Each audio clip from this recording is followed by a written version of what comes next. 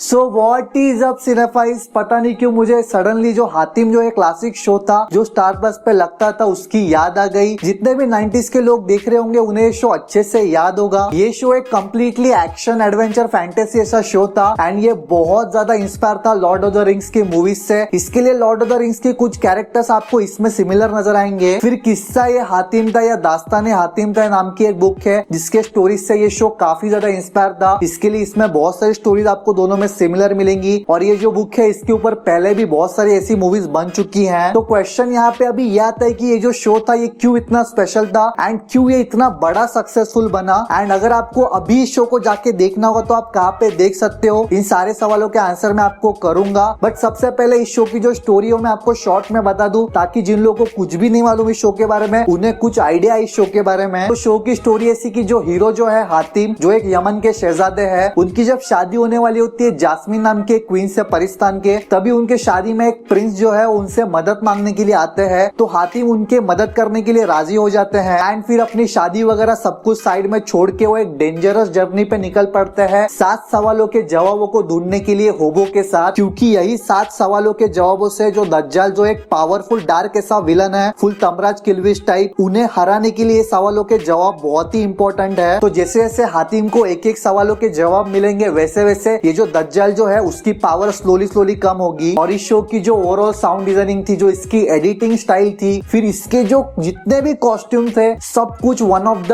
Best थे and आज भी बेस्ट माने जाते हैं। इस शो का जो मेन साउंड ट्रैक था, जो हातिम का जो साउंड ट्रैक था, फिर जो दज्जाल जो विलन है उसका जो साउंड ट्रैक था वो तो ऑसम था ही, बट उसी के साथ साथ जो अलग अलग साउंड ऐड किए गए थे शो में, जैसे स्वॉर्ड फाइट जो होती है तो उसमें अलग साउंड, अगर कोई सीन में इंटेंस मोमेंट ऐसा आ रहा है तो उसके लिए कंप्लीट अलग साउंड ट्रैक। तो ये जो साउंड जब जो सारे ऐड किए गए हैं उसके वजह से जो थ्रिल मोमेंट है, जो इंटेंसिटी है शो की, जो इम्पैक्ट है सीन का, वो और भी बहुत ज्यादा बढ़ जाता था। फिर जो किक्कू शारदा एंड राहिल अजीम यानी हातिम एंड होबो, इन दोनों के बीच में जो केमिस्ट्री है वो one of the best highlight है शो की। एंड किक्कू शारदा ने जो होबो का जो कैरेक्टर है उसे काफी अच्छे से निभाया है। उनके वजह से शो में most of the comedy elements add होते हैं और शो के स्टार्टिंग से हमें पता चलता है कि जो हातिम एंड होबो का जो कैरेक्टर है वो शुरू से ही एक दूसरे को जरा भी पसंद नहीं करते, एक दूसरे को कंप्लीटली डिसलाइक करते हैं। क्योंकि हातिम का शो में एक ही गोल होता है कि उसे दज्जाल को हराना है। इसके लिए 7 सवालों के जवाबों को ढूंढने के लिए वो किसी भी हद तक जा सकते हैं, किसी भी जानलेवा मुसीबतों का सामना कर सकते हैं। बट जो होबो जो था वो थोड़ा सा डरपोक ऐसा कैरेक्टर था जो उसे बहुत डर लगता था कुछ चीजों से। इसके लिए वो हातिम को बार बार कहता था चलो हातिम घर पे चलते हैं। तो इसके लिए इन दोनों कैरेक्टर के बीच में आपको स्टार्टिंग में एक ऐसी कॉन्फ्लिक्ट नजर आती है, बट जैसे जैसे शो के एपिसोड आगे बढ़ते हैं, शो प्रोग्रेस होता है, वैसे इन दोनों कैरेक्टर के बीच में एक क्लोज फ्रेंडशिप बन जाती है। एंड होबो भी जो स्टार्टिंग में एक डरपोक ऐसा कैरेक्टर था वो आगे जाके ऐसा उसकी ब्रेवरी आपको नजर आती है, उसकी बहादुरी नजर आती है बहुत सारे सीन्स में। और इसके लिए मुझे ऐसा लगता है कि ये दो जो कैरेक्टर जो है हातिम एंड होबो, इनके बीच की जो केमिस्ट्री जो है, जो फ्रेंडशिप जो है, फिर जो दज्जाल जो ये जो स्ट्रॉन्ग ऐसा विलन जो है, इन तीनों स्ट्रॉन्ग ऐसे कैरेक्टर की वजह से ये शो बहुत ऐसा सक्सेसफुल ऐसा हुआ। फिर इस शो का जो आर्ट डायरेक्शन भी था वो वन ऑफ द बेस्ट था उस टाइम के लिए। मतलब आप इसमें बहुत सारे ऐसे सेट देखोगे शो में जो काफी ऐसे हाई बजट लगे मुझे। जैसे दज्जाल का जो महल था उसमें जो डार्क सेटिंग की गई थी वो काफी रियलिस्टिक लगती है। और ये शो पहले 2003 में रिलीज हुआ था स्टार प्लस पे, तो उसके हिसाब से जो इसका सीजीआई था, जो इसके वीएफएक्स थे वो काफी अच्छे थे उस टाइम के हिसाब से। अगर आप अभी जाके देखोगे इस शो को तो ऑफकोर्स आपको बहुत सारे ऐसे प्रॉब्लम नजर आएंगे सीजीआई में, बट उस टाइम के हिसाब से वो हमारे लिए बेस्ट था क्योंकि तभी हमने कुछ भी हॉलीवुड मूवीज नहीं देखी थी, एवेंजर्स वगैरह तभी कुछ भी ऐसा देखा नहीं था हमने हॉलीवुड मूवीज ऐसा, तो उसके लिए उस टाइम के हिसाब से बेस्ट था वो। और पता नहीं क्यों आजकल ऐसे शोज क्यों नहीं बनते। मतलब ये जो शो था हातिम, ये जो सास बहू की जो ड्रामे वाले सीरियस थे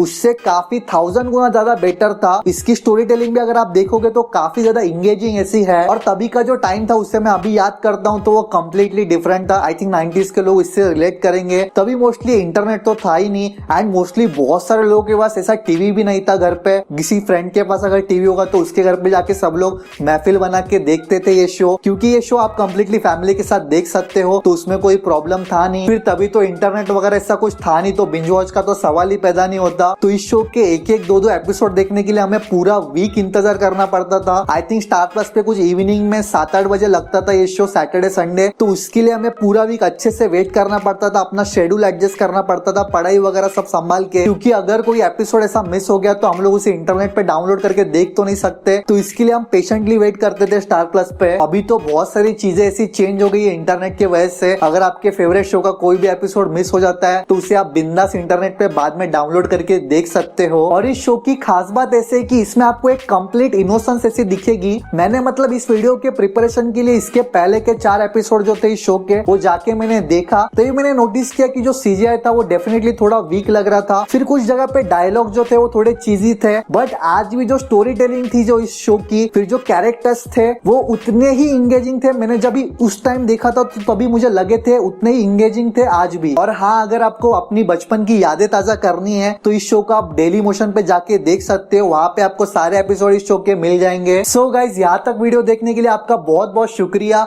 अगर आपको ये वीडियो पसंद है तो वीडियो को डेफिनेटली लाइक कर दो, एंड मुझे इंस्टा पे फॉलो कर सकते हो। वहां पे मैं ऐसे पुराने शोज के बहुत ऐसे इंटरेस्टिंग इंट्रोज एंड वीडियोस डालता रहता हूँ, एंड मीम्स भी शेयर करता हूँ। तो वहां पे आप डेफिनेटली चेकआउट करना इंस्टा पे, एंड मैं आप सबसे मिलूंगा नेक्स्ट वीडियो में। Thank you.